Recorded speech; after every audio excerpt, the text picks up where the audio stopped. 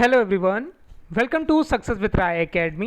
23 जुलाई 2023 के दैनिक जागरण के राष्ट्रीय संस्करण को आज के इस वीडियो में हम डिस्कस करेंगे। तो चलिए वीडियो को स्टार्ट करते हैं। और सबसे पहली जो हेडिंग है वो है कि मणिपुर में जिस तरीके से दो युवतियों के साथ दरिंदगी की गई थी, तो अब ये न्यूज़ आ रही है कि दो और युवतियों के साथ ऐसी ही दरिंदगी की गई थी और ये भी घटना 16 मई की है, जिसमें पीड़ित परिवार द्वारा एफआईआर भी दर्ज की गई थी, लेकिन शून्य एफआईआर होने के कारण इस पर आगे की कोई कार्रवाई अभी तक नहीं हो पाई थी।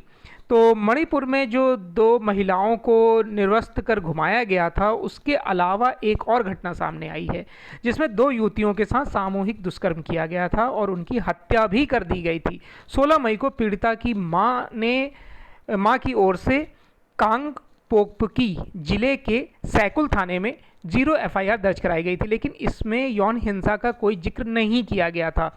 एक पीड़िता की मां ने बताया कि सैकुल थाना घटना स्थल से 35 किलोमीटर दूर है।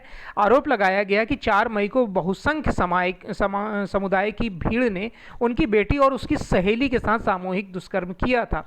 हमलावरों की भीड़ में लगभग 100 से 200 लोग थे। तो आप समझ सकते हैं कि किस तरीके से एक हैवानियत करी जा रही है लोगों द्वारा, भीड़ द्वारा। अगर 200 लोग इस तरीके से कार्रवाई कर रहे हैं तो आप समझ सकते हैं किसी एक व्यक्ति को पहचान पाना बहुत मुश्किल होता है। इसमें आगे ये बताया गया है न्यूज़ में कि दोनों युवतियां पूर्वी इम्फाल जिले के कोनुंग ममांग क्षेत्र में किराए के मकान पर रहकर कार की सफाई करने वाले गैराज में काम करती थीं। अभी तक परिवार को उनके 100 भी नहीं मिले हैं। और इसमें हालांकि प्रधानमंत्री नरेंद्र मोदी ने, chief justice of India DY Chandrachud ने खुद संज्ञान लेते हुए इसमें जो आरोपी हैं, दोषी हैं, उनको कड़ी से कड़ी सजा देने की बात कही है। नेक्स्ट न्यूज़ पर आते हैं। पिछली सरकार में देश हित पर हावी था सत्ता का स्वार्थ। यहाँ पर कांग्रेस की ओर इशारा करते हुए प्रधानमंत्री नरेंद्र मोदी ने बोला कि जिस तरीके से लोग सत्ता के लिए स्वार्थी हो गए थे और सत्ता के लिए किसी भी हद तक स्वार्थ करने के लिए तैयार थे, देश हित उनके लिए सर्वोपरि नहीं था, तो ऐसी सरकार को हटाना ही भारत के वासियों के लिए जरूरी था। प्रधानमंत्री नरेंद्र मोदी शनिवार को 7वें रोजगार मेले में वर्चुअल माध्यम से 70,146 अभ्यर्थियों को नियुक्ति पत्र वितरित कर रहे थे। युवा अभ्यर्थियों को राष्ट्र के प्रति जिम्मेदारियों का एहसास कराते हुए अपनी सरकार द्वारा अर्थव्यवस्था, रोजगार, स्वरोजगार और गरीब कल्याण के लिए उठाए गए कदमों का विस्तार से उल्लेख भी किया गया। इस दौरान प्रधानमंत्री मोदी ने विपक्ष पर निशाना भी साधा। उन्होंने बताया कि पिछली सरकार के दौरान सत्ता का स्वार्थ राष्ट्रीय हित से ऊपर था, जिसमें बैंकिंग क्षेत्र पर कहर बरपाया गया, लेकिन हमारी सरकार ने इसे फिर से अच्छी स्थिति में ला दिया है। फोन बैंकिंग घोटाला पिछली सरकार के सबसे बड़े घोटालों में से एक था। एक खास परिवार के करीबी कुछ ताकतवर नेता बैंकों को फ़ोन कर अपने चहेतों को हजारों करोड़ का लोन दिलाते थे, जो NPA हो जाता था, यानी कि नॉन परफॉर्मिंग एसेट्स हो जाता था। और देश भर में 44 स्थानों पर आयोजित प्रधानमंत्री रोजगार मेले को संबोधित करते हुए प्रधानमंत्री ने युवा अभ्यर्थियों से कहा कि आज का दिन इसलिए भी महत्वपूर्ण है क्योंकि 1947 में 22 जुलाई को ही तिरंगे को संविधान सभा द्वारा वर्तमान स्वरूप में स्वीकार किया गया था। सरकारी सेवाओं में रहते हुए आपको हमेशा तिरंगे की आन बान शान बढ़ाने के लिए काम करना है। अपनी सरकार की उपलब्धियां गिनाते हुए प्रधानमंत्री बोले कि भारत की अर्थव्यवस्था 9 वर्षों में 10वें स्थान से 5वें स्थान पर पहुंच गई है। आज भारत उन देशों में से एक है जहां का बैंकिंग सेक्टर सबसे मजबूत माना जाता है। इसके साथ ही प्रधानमंत्री मोदी ने बिना किसी दल का नाम लिए पिछली स्प्रिंग सरकार को निशाने पर ले लिया। बोले 9 वर्ष पहले ऐसी स्थिति नहीं थी जब सत्ता का स्वार्थ राष्ट्र हित पर हावी होता है, तब कैसी बर्बादी होती है। देश में इसके कई उदाहरण हैं। नेक्स्ट न्यूज़ पर आते हैं, जो है कि यासीन मलिक की पेशी में लापरवाही पर तिहाड़ जेल के 4 अधिकारी निलंबित। देखिए, आतंकी फंडिंग मामले में तिहाड़ जेल संख्या 7 में सजा काट रहे जम्मू कश्मीर लिबरेशन फ्रंट प्रमुख यासीन मलिक की सुप्रीम कोर्ट में व्यक्तिगत पेशी मामले में जेल अधिकारियों की बड़ी लापरवाही सामने आई है। यासीन को बिना प्रोडक्शन वारंट के सुनवाई के लिए भेजा गया। प्रारंभिक जांच के आधार पर चार जेल अधिकारियों को निलंबित कर दिया गया है। इसमें एक उपाधीक्षक, 2 सहायक अधीक्षक और एक हेड वार्डर है। व्यक्तिगत पेशी की अनुमति नहीं होने के बाद भी शुक्रवार को यासीन को कड़ी सुरक्षा में सुप्रीम कोर्ट में पेशी पर लाया गया। जेल प्रशासन की लापरवाही पर सॉलिसिटर जनरल तुषार मेहता ने केंद्रीय गृह सचिव अजय कुमार भल्ला को पत्र लिखकर इसे एक गंभीर चूक बताया है। देखिए, किसी भी कैदी की पेशी के लिए कोर्ट जेल को प्रोडक्शन वारंट जारी करता है। इसमें पेशी वर्चुअल होगी या व्यक्तिगत, ये भी लिखा होता है। यासीन मलिक के मामले में जेल अधिकारी ने प्रोडक्शन वारंट की अनदेखी की है। नेक्स्ट न्यूज़ पर आते हैं। छत्तीसगढ़ में ईडी ने मनी लॉन्ड्रिंग मामले में आईएएस अधिकारी रानू को किया गिरफ्तार। छत्तीसगढ़ में ईडी ने शनिवार को आईएएस अधिकारी रानू साहू को गिरफ्तार कर लिया है। ईडी के अधिकारियों ने बताया कि उनकी गिरफ्तारी कोयला परिवहन घोटाले से संबंधित मनी लॉन्ड्रिंग में हुई है। दोपहर को उन्हें ईडी के विशेष न्यायाधीश अजय सिंह राजपूत के न्यायालय में पेश किया गया। कोर्ट ने उनको 3 दिन के लिए रिमांड पर ईडी को सौंप दिया है। कोयला परिवहन घोटाले में यह राज्य में दूसरे आईएएस अधिकारी हैं जिनकी गिरफ्तारी की गई है। आईएएस समीर विश्नोई पहले से ही जेल में हैं। ईडी की अलग अलग टीमों ने शुक्रवार को रानू साहू से के सरकारी आवास समेत कई नेताओं व व्यापारियों के ठिकानों पर छापेमारी की थी। रानू वर्तमान में कृषि विभाग में संचालक के पद पर पदस्थ हैं। नेक्स्ट न्यूज़ है कि रुपए में कारोबार के लिए 22 देशों ने भारत में खोला खाता।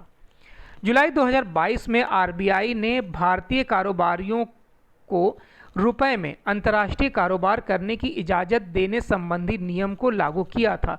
यह पहल धीरे धीरे रंग ला रही है। विदेश मंत्रालय के आंकड़ों के मुताबिक अब तक 22 देशों के बैंकों ने भारतीय बैंकों में रुपए में भुगतान के लिए आवश्यक वोस्ट्रो खाता खोल लिया है। 5 से 6 देश इस प्रक्रिया में हैं। उल्लेखनीय है कि श्रीलंका के राष्ट्रपति रानिल विक्रमसिंघे शुक्रवार को भारत के 2 दिवसीय दौरे से लौटे हैं। दोनों देशों में यूपीआई आधारित डिजिटल पेमेंट को लेकर भी सहमति बनी है। विदेश मंत्रालय के मुताबिक Belarus, Botswana, Fiji, Germany, Guyana, Israel, Kenya, Malaysia, Mauritius, Myanmar, New Zealand, Oman, रूस, Seychelles, Singapore, Sri Lanka, Tanzania, Uganda, Bangladesh, Maldives, Kazakhstan, Britain के बैंकों ने भारतीय बैंकों के साथ रुपए में कारोबार करने के लिए विशेष वोस्ट्रो खाता खोला है। मार्च में यह संख्या 18 थी। आपसी मुद्राओं में कारोबार करने से दूसरी मुद्राओं से जुड़े खतरे कम किए जा सकते हैं। साथ ही दोनों देशों को अपने विदेशी मुद्रा भंडार में भी मदद मिलेगी। अभी देश के कुल कारोबार का तकरीबन 1.5% यानी 1.5% का भुगतान ही भारतीय रुपए में हो रहा है। अधिकारियों ने कहा कि कारोबार में रुपए की हिस्सेदारी बढ़ने में समय लगेगा। अभी जोर शुरुआती ढांचा स्थापित करने पर है। विदेश मंत्रालय का कहना है कि भारत सरकार ने भारतीय रुपए के अंतर्राष्ट्रीयकरण के उद्देश्य से यह काम किया है। नेक्स्ट न्यूज़ पर आते हैं। जलवायु परिवर्तन से निपटने में भारत ने प्रदर्शित की नेतृत्व क्षमता। देखिए, प्रधानमंत्री नरेंद्र मोदी ने जलवायु परिवर्तन से निपटने में भारत का जो नेतृत्व क्षमता है उसका प्रदर्शन किया है। भारत ने 9 साल पहले ही गैर जीवाश्म स्रोतों से विद्युत क्षमता लक्ष्य को हासिल कर लिया है।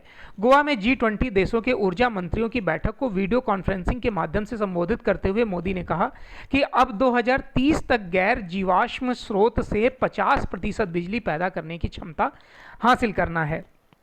प्रधानमंत्री ने ऊर्जा सुरक्षा के लिए अंतर्देशीय ग्रिड की जरूरत पर जोर दिया है। गौरतलब है कि भारत ने 2030 तक अपनी स्थापित बिजली क्षमता का 40% गैर जीवाश्म ऊर्जा स्रोतों से प्राप्त करने की प्रतिबद्धता जताई थी। देश ने इस लक्ष्य को नवंबर 2021 में ही हासिल कर लिया है। प्रधानमंत्री मोदी ने कहा कि भारत सौर और पवन ऊर्जा के क्षेत्र में नेतृत्व कर रहे देशों में शामिल है। सर्वाधिक आबादी और तेजी से बढ़ती बड़ी आर्थिकी होने के बावजूद हम अपनी जलवायु प्रतिबद्धताओं को पूरा करने की दिशा में आगे बढ़ रहे हैं। समावेशी, न्याय संगत, स्थायी, स्वच्छ ऊर्जा के लिए दुनिया G20 देशों की तरफ देख रही है। ऐसा करते समय ध्यान रखना होगा कि ग्लोबल साउथ यानी कि दक्षिणी गोलार्ध के विकासशील देश में हमारे भाई बहन पीछे ना रहें। प्रधान न्यायाधीश DY चंद्रचूड़ ने कहा कि मानवीय मूल्य सर्वोपरि।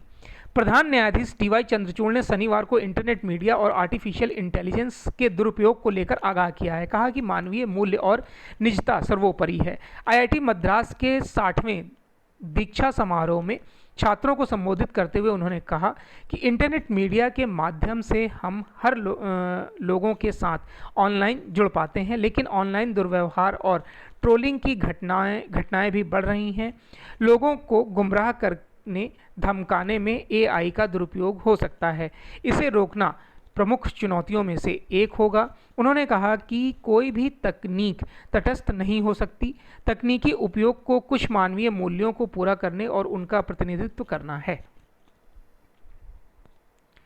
अति संवेदनशील हवाई अड्डों की अब हो सकेगी केंद्रीकृत सुरक्षा निगरानी।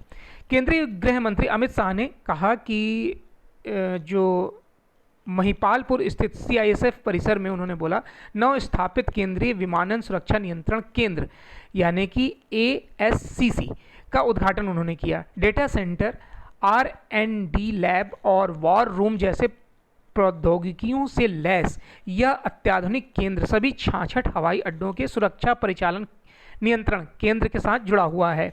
सीआईएसएफ को सर्वप्रथम फरवरी 2000 में हवाई अड्डों की सुरक्षा की जिम्मेदारी सौंपी गई थी। वर्तमान में यह देश भर में स्थित 134 परिचालन हवाई अड्डों में से 66 हवाई अड्डों की सुरक्षा दे रहा है। इनमें दिल्ली, मुंबई, बेंगलुरु, जम्मू, श्रीनगर, अमृतसर जैसे देश के व्यस्ततम और अति संवेदनशील हवाई अड्डे शामिल हैं। शनिवार को एएससीसी के उद्घाटन अवसर पर इंटेलिजेंस ब्यूरो के निदेशक तपन कुमार डेका और नगर विमानन सुरक्षा ब्यूरो के महानिदेशक जुल्फिकार हसन समेत अन्य लोग भी मौजूद थे।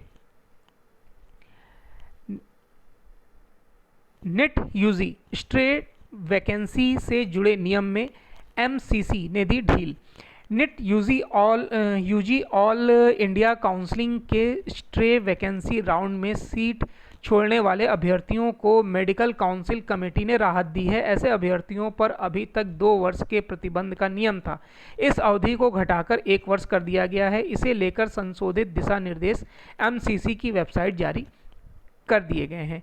नेट यूजी की ऑल इंडिया काउंसलिंग शुरू हो चुकी है। काउंसलिंग 4 चरणों में होनी है। प्रथम, द्वितीय व तृतीय चरण के बाद स्ट्रे वैकेंसी राउंड होगा। काउंसलिंग में पंजीकरण कराते समय छात्रों से धरोहर राशि जमा कराई जाती है। ऑल इंडिया कोटे की सीट और केंद्रीय संस्थान के लिए 10,000 और डीम्स विश्वविद्यालय के लिए धरोहर राशि 2 लाख रुपए है।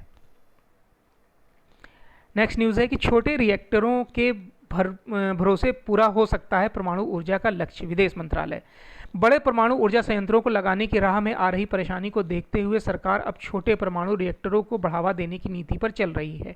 इस क्रम में परमाणु ऊर्जा क्षेत्र में भारत के पुराने सहयोगी देश अमेरिका और फ्रांस दोनों से वार्ता का क्रम शुरू हो गया है। पिछले दिनों प्रधानमंत्री नरेंद्र मोदी ने इन दोनों देशों की यात्रा की है और यात्रा के दौरान हुई शीर्ष स्तरीय वार्ता में छोटे परमाणु रिएक्टर एक प्रमुख मुद्दा रहा है। वैसे छोटे परमाणु रिएक्टर की तकनीक अभी पूरी तरह से विकसित नहीं हुई है। फ्रांस और अमेरिका ने इसे लेकर भारत के साथ काम करने की सहमति जताई है।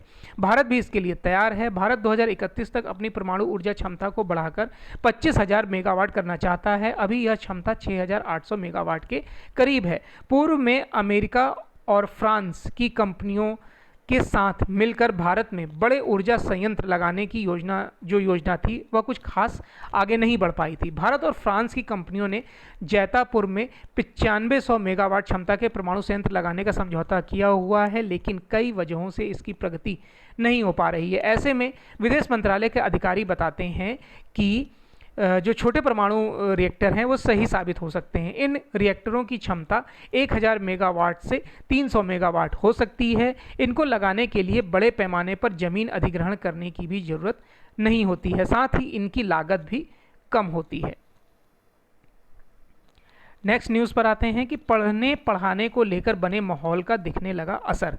नई राष्ट्रीय शिक्षा नीति की सिफारिशों के पूरी तरह से अमल में अभी भले ही और समय लगेगा, लेकिन इसके आने के बाद देश में पढ़ने पढ़ाने को लेकर बने माहौल का असर अब दिखने लगा है। सभी राज्यों में शिक्षा के क्षेत्र में सुधार को लेकर प्रतिस्पर्धा बढ़ गई है। इसका अंदाज़ा परफॉर्मेंस ग्रेडिंग इंडेक्स की हाल ही में आई रिपोर्ट से लगाया जा सकता है, जिसमें असम के एक जिले को छोड़ दें तो देश में अब आकांक्षी जिले की श्रेणी में एक भी जिला नहीं रहा है। इतना ही नहीं, शिक्षा के स्तर को आंकने की पीजीआई की दूसरी निचली ग्रेड में भी शामिल होने की संख्या में तेजी से कमी दर्ज हुई है। 2021-22 की पीजीआई रिपोर्ट के अनुसार 2018-19 के मुकाबले देश के 194 जिलों में अपनी ग्रेड में सुधार किया गया है। शिक्षा मंत्रालय की ओर से जारी पीजीआई रिपोर्ट में स्कूली शिक्षा में दिख रहे सुधारों से साफ है कि नीति आने के बाद राज्यों का स्कूलों में सुधार को लेकर फोकस बढ़ा है। हालांकि लर्निंग आउटकम व गुणवत्ता जैसे क्षेत्रों में अभी भी काफ़ी सुधार की जरूरत है। 2018-19 के मुकाबले देश के जिन 194 जिलों के प्रदर्शन में सुधार हुआ है, उनमें से 7 जिलों ने लंबी छलांग लगाते हुए अपने पिछले प्रदर्शन में 3 श्रेणियों तक का सुधार किया है। नेक्स्ट न्यूज़ है बिजनेस पेज से, और इसमें पहली न्यूज़ है कि BYD की निर्माण योजना को भारत की ना। चीन की इलेक्ट्रिक वाहन निर्माता कंपनी BYD मोटर्स की भारत में मैन्युफैक्चरिंग संयंत्र लगाने की योजना को झटका लगा है। केंद्र सरकार ने BYD के EV मैन्युफैक्चरिंग संयंत्र स्थापित करने के प्रस्ताव को अस्वीकार कर दिया है। कंपनी हैदराबाद की mega engineering and infrastructure limited के साथ मिलकर $1 अरब की लागत से यह संयंत्र लगाना चाहती थी। एक रिपोर्ट में कहा गया है कि सुरक्षा कारणों से सरकार ने इस प्रस्ताव को अस्वीकार कर दिया है। औद्योगिक नीति एवं संवर्धन विभाग के पास जमा किए गए प्रस्ताव के अनुसार BYD की ओर से लगाए जाने वाले संयंत्र में इलेक्ट्रिक कार और बैटरी की मैन्युफैक्चरिंग की जानी थी। इस संयंत्र से हर वर्ष 15,000 इलेक्ट्रिक कार बनाए जाने की योजना थी। MEIL की इकाई ओलेक्ट्रा ग्रीनटेक पहले से ही BYD की तकनीकी मदद से इलेक्ट्रिक बसों का निर्माण कर रही है। BYD की भारत के इलेक्ट्रिक व्हीकल कार बाजार में पहले से ही प्रमुख मौजूदगी है। जून तिमाही में ICICI का बैंक का शुद्ध लाभ 40% बढ़ गया है। देखिए, निजी क्षेत्र का जो ICICI बैंक है, चालू वित्त वर्ष की पहली तिमाही यानी कि अप्रैल से जून 2023 के दौरान 9,648 करोड़ रुपए का शुद्ध लाभ हुआ है। अगर हम यही पिछली यानी 2022 की पहली तिमाही की बात करें, अप्रैल से जून की, तो उससे 40% ज़्यादा है। नेक्स्ट न्यूज़ है, जुलाई में 43,804 करोड़ का FPI निवेश। घरेलू इक्विटी बाजारों में विदेशी पोर्टफोलियो निवेशकों का निवेश लगातार बना हुआ है। 21 जुलाई तक FPI घरेलू इक्विटी बाजार में 43,804 करोड़ रुपए का निवेश कर चुके हैं। इसमें स्टॉक एक्सचेंज, प्राइमरी बाजार और थोक सौदों के जरिए किया गया निवेश शामिल है। इस वर्ष मार्च से FPI भारतीय बाजारों में शुद्ध खरीदार बने हुए हैं और यह रुख अभी भी जारी है। नेशनल सिक्योरिटीज डिपॉजिटरी लिमिटेड के अनुसार FPI 2023 में अब तक इक्विटी बाजारों में 1,20,211 करोड़ रुपए के शुद्ध निवेश कर चुके हैं। अमेरिका, भारत जैसे देश मिलकर AI के भविष्य को देंगे आकार। अमेरिका और भारत जैसे समान विचारधारा वाले देशों को आर्टिफिशियल इंटेलिजेंस के भविष्य को आकार देने के साथ मिलकर काम करने की जरूरत है। अमेरिका के राष्ट्रपति जो बाइडेन की विज्ञान सलाहकार डॉक्टर आरती प्रभाकर ने शुक्रवार को यह बात कही है। भारतवंशी प्रभाकर ने कहा कि बाइडेन प्रशासन ने यह सुनिश्चित करने के लिए गूगल व माइक्रोसॉफ्ट जैसी कंपनियों की तकनीकी मदद लेने का फैसला किया है ताकि AI का दुरुपयोग ना हो सके और इसका प्रयोग जनता की भलाई के लिए किया जाए। उन्होंने कहा कि हम जो काम कर रहे हैं उसमें कंपनियों को जवाबदेही बनाने के लिए उनके साथ काम करना शामिल है। बाइडेन एक आदेश जारी करने पर विचार कर रहे हैं जो AIA के खतरों से निपटने की क्षमता में इजाफा कर सकता है। नेक्स्ट न्यूज़ पर आते हैं। इटली में द्वितीय विश्व युद्ध में लड़ने वाले भारतीयों के सम्मान में बना स्मारक। द्वितीय विश्व युद्ध के दौरान लड़ने वाले भारतीय सैनिकों के सम्मान देने के लिए इटली में एक स्मारक का अनावरण किया गया। इटली में भारत की राजदूत डॉक्टर नीना मल्होत्रा और डिफेंस अटैच ने समारोह के दौरान भारत का प्रतिनिधित्व किया। तीबर घाटी में वीरता से लड़ते हुए सर्वोच्च बलिदान देने वाले और विक्टोरिया क्रॉस से सम्मानित भारतीय योद्धा नायक यशवंत घागड़े को इस मौके पर विशेष रूप से याद किया गया। नेक्स्ट न्यूज़ पर आते हैं। भारत ने वियतनाम को सौंपा युद्धपोत INS कृपाण। दक्षिण चीन सागर में चीन की बढ़ती आक्रामकता को देखते हुए भारत ने शनिवार को आईएनएस कृपाण वियतनाम को सौंपा है। यह पहली बार है जब भारत ने किसी विदेशी मित्र राष्ट्र को पूरी तरह से परिचालित युद्धपोत सौंपा है। आईएनएस कृपाण को 32 साल की शानदार सेवा पूरी करने के बाद भारतीय नौसेना से सेवा मुक्त कर दिया गया है। नौसेना प्रमुख आर हरि कुमार वियतनाम की यात्रा पर हैं। यहाँ एक समारोह में उन्होंने युद्धपोत वियतनाम पीपुल्स नेवी को सौंपा। नौसेना ने कहा कि पोत को पूरे हथियार के साथ वियतनाम को सौंपा गया है। एडमिरल ने कहा कि यह समारोह भारत और वियतनाम के बीच गहरी दोस्ती व रणनीतिक साझेदारी का प्रतीक है, जो इस बात का अवसर है कि और इसे और महत्वपूर्ण बनाती है। चलिए, तो ये आज का यानी 23 जुलाई 2023 का दैनिक जागरण का राष्ट्रीय संस्करण था। आई होप आपको वीडियो अच्छा लगा होगा। अगर वीडियो अच्छा लगा हो तो लाइक और शेयर कर दीजिएगा। वीडियो देखने के लिए धन्यवाद।